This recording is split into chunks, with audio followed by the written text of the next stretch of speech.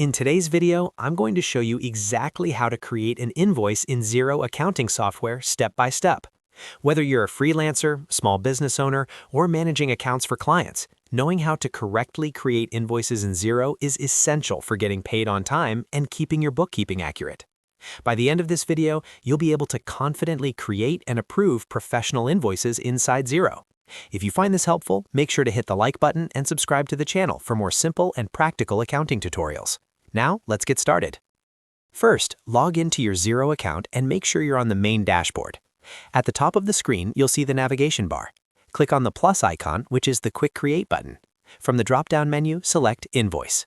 This will open a new invoice screen where you can begin entering your details. The first field you need to complete is the contact field. Start typing your customer's name. If the customer already exists in your contacts list, simply select their name from the drop-down. If this is a new customer, click on Add as New Contact, enter their details, and save.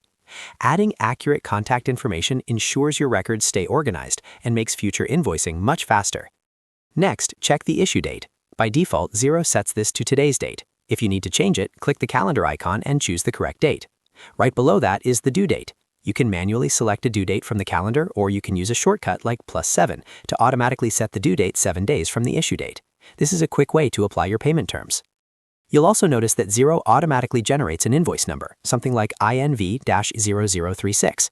In most cases, you don't need to change this, as Xero keeps your invoice numbers in sequence for accurate record keeping. Now move down to the line item section. If you've previously set up products or services in Xero, you can select an item from the drop-down menu. This will automatically fill in the description, account, tax rate, and price details.